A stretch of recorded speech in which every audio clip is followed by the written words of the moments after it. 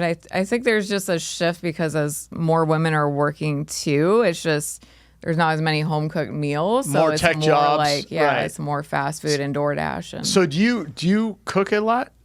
I mean, it's just me. So when I was married, I would like on my day off, I would go get groceries. I would cook something for him that would last like 3 days. I'd make myself something separate. Wow. I'd clean the whole house. Like I did all of it. Wow, you're like a superstar woman here. Yeah. So I mean, I miss that part of, being domestic like that. But yeah, absolutely. Wow. And so you're working like 50, 60 hours a week too. Right now, usually it's 40, but I'm picking up extra days because it's just me. Because you got to travel to Vegas all the time and come on the podcast. Yeah. Like, this girl wants to come to podcast. Yeah. This lady, wow. And you're still, I mean, it's interesting though too, because I'm seeing this shift too of the mindset too, is where, like I say, the women want to be men. And I'm not talking about the transgender, but I'm talking about these women have taken on masculine roles and blaming the men. But feminists in school have changed the mindset of women. Mm-hmm. I was watching this podcast. You know Patrick Bet-David? No. He was doing this podcast, and he said one of his friends, it's a C-suite executive. Okay. He sent his girl off to a college in Illinois. He won't say the school, or Chicago, Midwest. We'll just say that. Okay. And he spent $200,000, right? And the first year she came back, she was distant from him. The second year, she didn't really care for him. The third year, she was mad at him. And the fourth year, she was angry because he's a capitalist. And he goes, That's crazy. I paid the college to turn my daughter away from me. And she's so socialist now that she's anti-dad because he's a successful C-suite capitalist in a big company.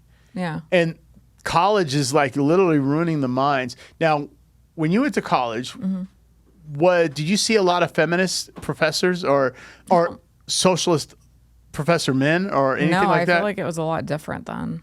Really? I think there's been a huge change in mindset. Really? Yeah, I don't remember it being like that, but I see it now with news stories, the media. Do you interact and I don't want to talk about your employees, but do you see a lot of the younger women now like taking on more of a masculine role? Like, do you interact with any young women at all?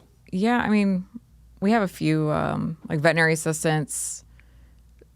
Some of the other veterinarians are women too. I don't know if I've noticed that where I work at, but I mean, I've seen it other places. What about? I think that things have changed though with as far as school and like work with like how situations are handled. It's like people are afraid to get, to really tell people when they screw up, to really get on somebody. It's like it's so much more sugar-coated now than it used to be.